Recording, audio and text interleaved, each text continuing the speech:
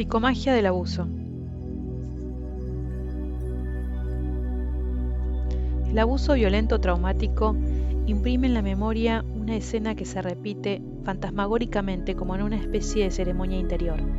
Para deshacer esta obsesión, un acto de psicomagia puede ser muy beneficioso para acompañar una confrontación o para volver a poner en escena aquella situación ya conocida, pero dándole una conclusión diferente a la que fue vivida en la realidad.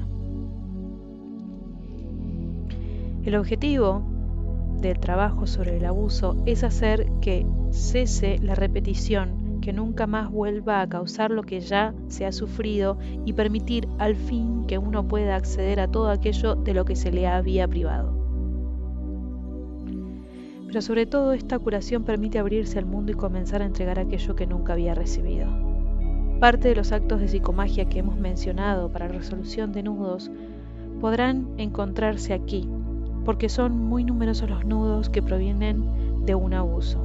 Un abuso que no haya sido resuelto tiende a crear un nudo en la generación siguiente, donde los nudos caníbales en particular están generalmente vinculados a abusos.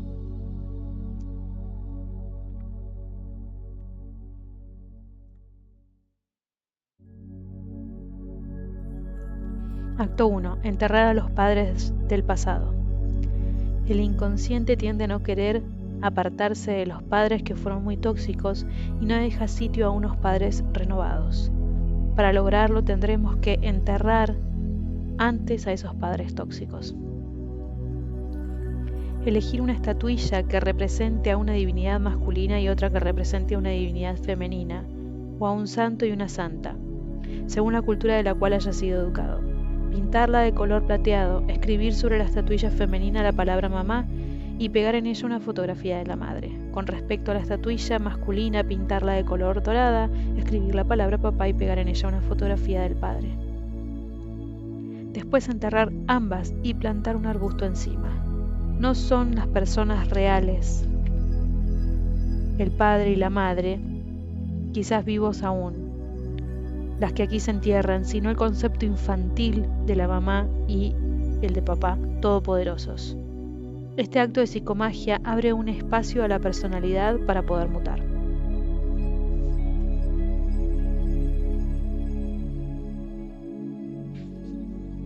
Acto 2. Liberarse del abuso verbal. Críticas, maldiciones, insultos, sarcasmos y otras violencias verbales repetidas suponen un abuso intelectual y emocional. Las palabras hirientes quedan incrustadas en la memoria y, simbólica o concretamente, en el propio oído. Una persona que haya sido frecuentemente insultada o criticada tiende a filtrar todo lo que le han dicho en un sentido negativo, como si sus oídos no pudieran escuchar nada más que las palabras tóxicas pronunciadas por los miembros de su familia. El acto de psicomagia consiste en anotar en trozos de papel diferentes colores todas las frases agresivas, despectivas e insultantes que permanezcan en la memoria y que vuelven a emerger a cada instante.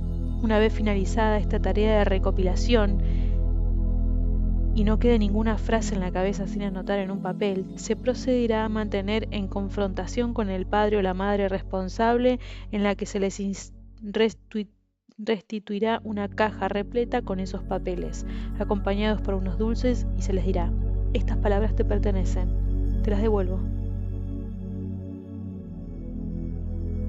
Más adelante el consultante pedirá a sus padres o a dos personas que hubieran prestado a representarlos metafóricamente que les laven tiernamente las orejas con un agua espiritualmente purificada. Cualquiera que sea la religión de origen del consultante, el agua podrá ser santificada, agua bendita en el caso de la Iglesia Católica, agua de una puja india, agua que se haya estado expuesta delante de la estampa de un santo o de una divinidad, o bien los rayos del sol o de la luna.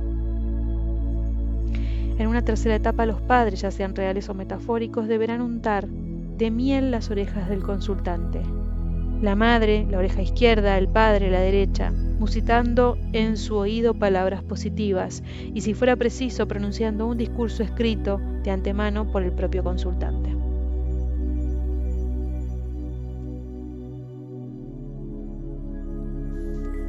Acto 3.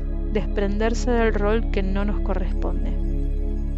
Un abuso muy frecuente consiste en no ver al niño tal como realmente es, sino que se proyecta obstinadamente sobre él un personaje o un rol determinado que acaba por pegársele en la piel, impidiéndole una vez llegado a la edad adulta vivir su propio destino. Para realizar este acto se debe haber identificado previamente el personaje que los padres proyectaron sobre uno. Puede tratarse de otro miembro del árbol o incluso del hijo del sexo opuesto que los padres deseaban tener, y no habrán considerado un demonio, un ángel, un hijo perfecto, un Cristo o un santo, etc. El acto consiste en hacer una visita a los padres o a su tumba disfrazado de ese personaje que no se es y decirles: he aquí el niño que habías querido que yo fuera. He aquí el rol que vosotros habéis proyectado sobre mí. Se puede aprovechar ese momento para llevar a cabo una especie de mini confrontación y al final de ella él o la consultante podrá mostrarse desnudo, si siente pudor, en ropa interior de color carne, y decir a sus padres: he aquí el auténtico ser que yo soy. Después, él o la consultante deberá vestirse con ropa nueva y favorecedora y seguidamente abandonar el lugar del encuentro, dejando a sus padres la ropa correspondiente de su anterior personaje, con el encargo de que ellos la entierren y siembren una planta encima.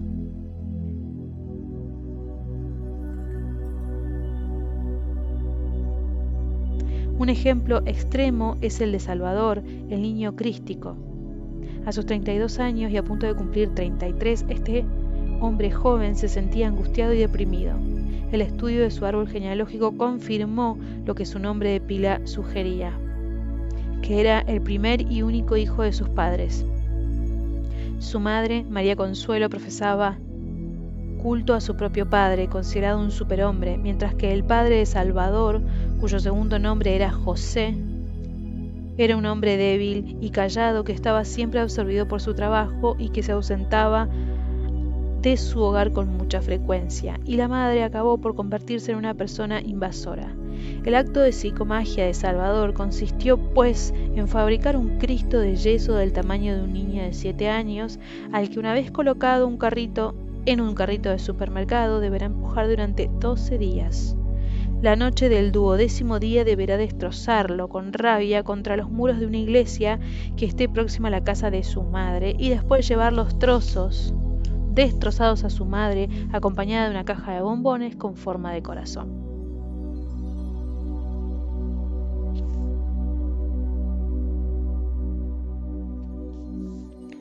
Acto 4. Deshacerse de la identidad del otro, enterrar a los muertos, cazar a los fantasmas y cambiar el nombre.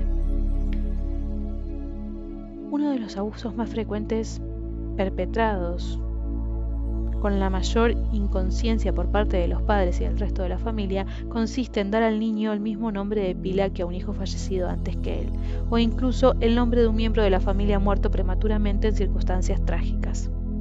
Esto es un abuso esencial en el sentido de que priva al niño de su identidad y le reduce a ser una concha vacía donde viene a alojarse el alma de un difunto.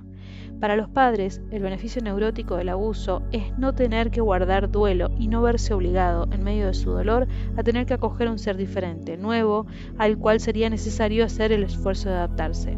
Reproducir al muerto es más cómodo para poder negar su ausencia y no cambiar ninguno de los hábitos relacionales ya establecidos. Todo esto se lleva a cabo en detrimento del niño, que verá su energía vital, su creatividad, sus afectos, sus pensamientos y toda su existencia obstruidos por el cadáver que le han encerrado metafóricamente en su interior. Son muy numerosas las personas que, hallándose en este mismo caso, han pasado años buscando en vano su individualidad, sintiéndose mal queridos, incluso perseguidos por una presencia invisible semejante a un vampiro. Ciertas personas pierden su vida entera intentando consolar a gente inconsolable, cuidando a quienes odian vivir. Entre ellas se encuentran muchos cónyuges que son codependientes de un alcohólico o de un drogadicto.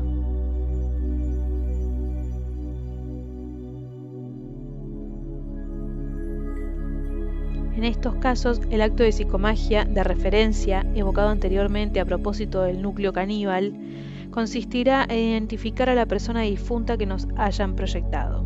Luego, el o la consultante deberá cubrirse con una pasta de almendra, acostarse a medianoche en la cama y dormirse, dejando simbólicamente a la pasta de almendra el poder de absorber lo que en nosotros subsiste de la identidad del difunto.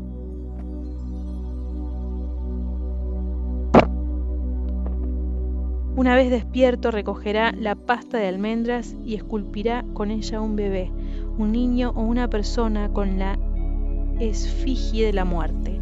Este muñeco podrá estar adornado con chocolate, frutos secos, colorantes alimentarios, etc., para darle así la apariencia más realista y apetitosa posible. Si los padres están aún vivos, se les ofrecerá este ser al que tanto habían echado de menos, y si hubiera fallecido se depositará sobre su tumba o donde se hayan esparcido sus cenizas o cualquier otro lugar donde estén presentes metafóricamente.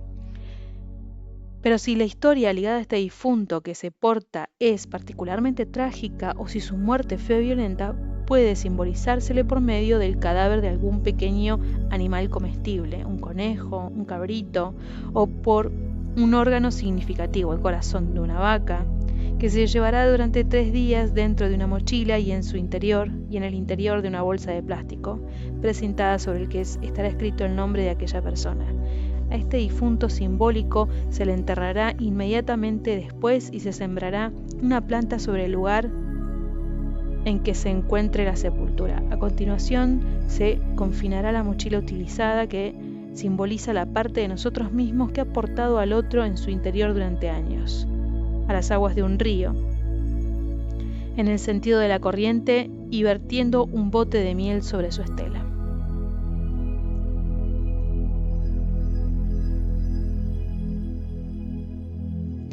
Acto 5. Robo de infancia.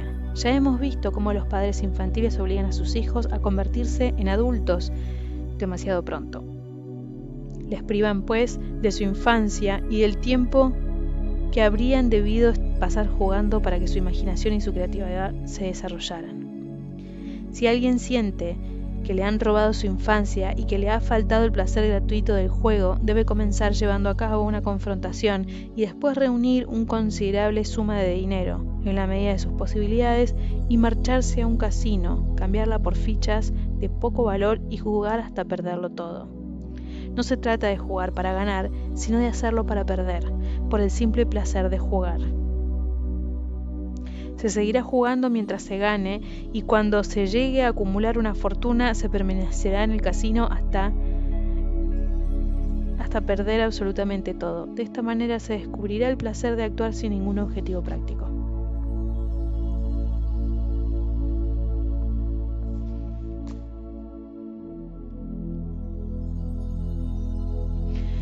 Dos casos individuales, ejemplos de actos de psicomagia tras un abuso sexual. Sería muy delicado citar un acto genérico para curar un abuso sexual, porque las escenas de dicho abuso son innumerables y están encarnizadas en diversos niveles de la psique. Sin embargo, los dos ejemplos que se dan a continuación sirven para ilustrar un principio general que es, cuando un abuso ha tenido lugar, se puede volver a poner en escena la situación de ese mismo abuso y luego hacerlo desviar hacia una resolución positiva, donde la víctima pueda tomar el poder sobre la situación y obtenga lo que ella desea: satisfacción, reparación, amor, etc.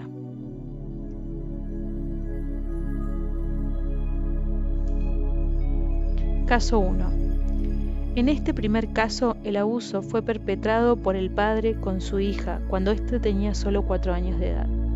La víctima eligió un hombre en quien tenía confianza, un terapeuta profesional, y sustrajo unas prendas de vestir de su padre que aún estaba vivo, para que se vistiera con ellas el mencionado terapeuta que interpretaría el papel de su padre. Ella se disfrazó de niña pequeña. El terapeuta, que hacía el rol de padre, repitió la escena del abuso sexual. Entró en la habitación de la pequeña y le propuso lo mismo que su padre le impuso en su día, en este caso una felación. Entonces la niña pequeña comienza a reproducir los gestos de entonces, pero en el momento en que va a descubrir el sexo del hombre le dice: preferiría que me llevaras a dar un paseo por el zoológico, que te ocuparas de mí y que me compraras algodón dulce. El padre metafórico renuncia entonces a su deseo sexual y los dos salen a pasear, llevando a cabo exactamente la situación que la niña pequeña había propuesto. Luego, esta joven mujer enterró su ropa de niña y plantó un arbusto encima. A continuación, envió el traje de su padre a la tintorería y se lo devolvió una vez limpio. Si hubiera fallecido, podría depositarlo sobre su tumba.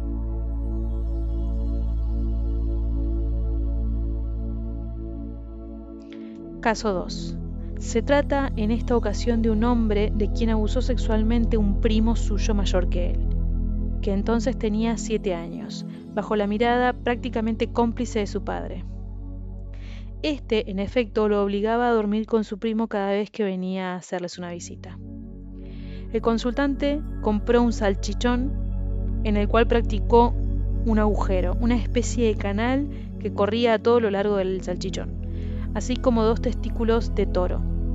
Pide una cita con su padre para hacer con él una confrontación, pero en el momento de mencionar la reparación, la sustituye por una especie de happening psicomágico. Colocó sobre la mesa del salchichón, cuyo interior había rellenado con leche condensada, y los testículos de toro y los aplastó todo a martillazos. Después se fue dejando a su padre frente a la innegable presencia del objeto que había colocado ante él. El padre tuvo que tirar o enterrar aquel falo metafórico que quiso ignorar en su momento. El abuso es el último eslabón de la transmisión y de la repetición en el árbol genealógico. Solamente el ego puede ser víctima de un abuso, porque el ser esencial es inviolable. En los 2 capítulos siguientes, consagrados a la curación del árbol genealógico, veremos cómo la toma de conciencia sobre los abusos puede servir de base para la restauración de la identidad esencial y con ella de la alegría de vivir.